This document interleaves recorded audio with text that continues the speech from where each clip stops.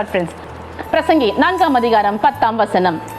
ஒருவன் விழுந்தால் அவன் உடனாளி அவனை தூக்கி விடுவான், ஒண்டியாய் இருந்து விழுகிறவனுக்கு ஐயோ அவனை தூக்கிவிட துணை இல்லையே.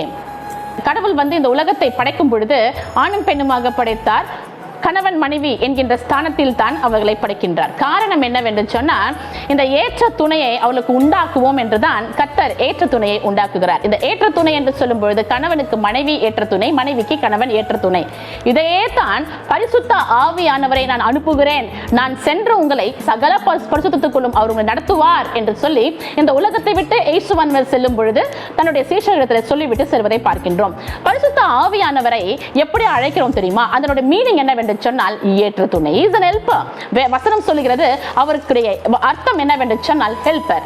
நமக்கு ஒரு நல்ல ஹெல்பர். இந்த ஹெல்பர் என்ன செய்றாங்க அப்படின்னு சொல்லும் பொழுது நம்மை தூக்கி விடுகிறவளா இருக்கிறாங்க. எப்ப நமக்கு தேவை வரும் பொழுது, நம்மளுடைய சோதனைகளிலே என்னுடைய உடன் பங்காக, எனக்கு என்னோட கண்ணீர் வருவதற்கு முன்பதாக துடைக்கின்ற ஒரு கரமாக, என்னுடைய துன்பத்தின் மத்தியிலே மற்றவர்கள் என்னுடைய கணவரோ அல்லது என்னோட மனைவியோ நான் யோசிக்கின்ற காரியங்களை முடிச்சு வைக்கணும். சிலர் சொல்லுவாங்க அவருடைய நடையிலேயே அவங்க கோபமா வராங்களா இல்ல சாந்தமா இருக்காங்களா அப்படின்னு கண்டுபிடிக்க முடியும். அந்த ஸ்லிப்பர் அவுக்கிறதுலயே நமக்கு தெரிஞ்சுக்கலாம் அவங்க எந்த விதமான ஒரு விஷயத்தை வைத்திருக்கிறாங்க.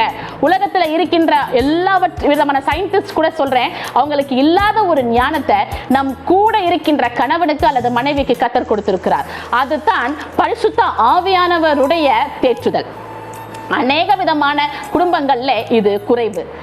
அவர் எங்க போனாரு, என் மனைவி எங்க போனாங்க என்று தெரியாத ஒரு சூழ்நிலை. ஏன் கிறிஸ்தவ குடும்பத்திலேயே விசுவாசிகள் மத்தியிலேயே இருக்கின்ற ஒரு காரியம். எனக்கு என்ன குறைவு இருக்கின்றது என்பதை என்னோடு கூட வாழுகின்ற என் கணவருக்கு அல்லது மனைவிக்கு தெரிந்திருக்க வேண்டும். இந்த பிரச்சனை உங்களுக்குள்ள இருக்கு, அதை நான் சரி செய்ய முற்பட வேண்டும், எனக்குரிய காரியங்களை சரி செய்ய முற்பட வேண்டும். ஒருவேளை அதை கேட்காதபடிக்கு காதுகள் மந்தமாக்கப்பட்டிருக்கின்றது என்றாலும் நான் என்ன செய்யணும்னா ஜெபிக்க வேணும். இந்த பாத்திரம் என்னமாய் முடியுமோ என்று நான் ஜெபிக்க வேண்டும். இந்த விஷயம் என்னமாய் முடியுமோ என்று ஜெபிக்க வேண்டும். ரெபெக்காளை எடுத்துக்கொள்வோம். அநேக வருடங்களுக்கு பிற்பாடு அவள் கழுவுற்றுகிறாள். ஈசாக்கினுடைய வித்து அவளுக்குள் வருகின்றது. இரட்டை குழந்தைகள் என்று சொல்லி அவளுக்கு தெரிய வரும் பொழுது தன்னுடைய பேறு காலத்திலே அந்த குழந்தைகளுடைய அந்த மூமெண்ட் சரியில்லைன்னு உடனே வேற எங்கேயும் போக மாட்டா, தேவனுடைய மனுஷ இடத்துல ஓடுவான். அவங்க போய் இது என்னவாய் முடியுமோ என்று கர்த்தரிடத்துல சென்று கேட்பதை பார்க்கிறோம். அப்பொழுது கர்த்தர் சொல்றாரு, இரட்டை குழந்தைகள், சிறியவன் பெரியவனை ஆளுவான் என்று சொல்லி அவர் அர்த்தம் சொல்லுவார். அதை புரித்து வைத்துக் கொண்டு அதை மனதிலே வைத்து வைத்தால் என்று வசனம் சொல்லுகிறது. மரியாள் கர்ப்பவதி ஆவாள் என்று சொல்லி உனக்கு ஒரு குமாரன் பெறுவான், ஒரு கன்னியின் வயிற்றில் தான் இயேசுவான் ஒரு உதிப்பார் என்று கபிரியேல் தூதன் சொல்லும் பொழுது அதை மனதிலே வைத்து வைத்து சிந்தித்துக் கொண்டிருந்தாள் என்று மரியாளை குறித்து நாம் பார்க்கின்றோம். என்று அநேக பெண்களுடைய வாழ்க்கையில கர்த்தர் கொடுத்திருக்கின்ற ஒரு விலை மதிப்பில்லாத ஒரு பலன் என்னவென்று சொன்னால் அவர்களுடைய ஜெபம். அந்த ஜெபம் அந்த குடும்பத்தினுடைய சூழ்நிலையை மாற்றும். அந்த குடும்பத்தினுடைய சூழ்நிலை என்ன வேணுமாலும் இருக்கலாம், அவர்கள் முட்டி போட்டு ஜெபம் பண்ணாங்கன்னா அந்த சூழ்நிலைக்கு கண்டிப்பாக கர்த்தர் பலன் கொடுக்கிறவராக இருக்கிறார். அதற்கு பதில் அளிக்கிறவராக இருக்கிறார். அது பதில் அளிக்காம போகிறவரே கிடையாது. அப்படிப்பட்ட ஒரு வரத்தை ஒவ்வொரு சூழ்நிலையிலேயும் நம்முடைய குடும்பத்திற்காக ஜெபிக்க அழைக்கப்படுகின்றோம். இந்த காரியங்கள் உங்கள் குடும்பத்தில் இருக்கின்றதா? எதற்காக ஒரு துணையை கொடுத்திருக்கிறார்? அவர் விழும் பொழுது நாம் தூக்கி விடுவது, ஒருவேளை நம்ம யோசிக்கலாம், அவர் விழும்போது நாம் தூக்கி விடுறதுக்கு நான் உள்ள பலசாலியா, நான் ஒரு பெரிய ஒரு எனக்குள்ள நல்ல பலன் இருக்கின்றதா, அந்த மாதிரி தூக்கி விடுகிறது அல்ல.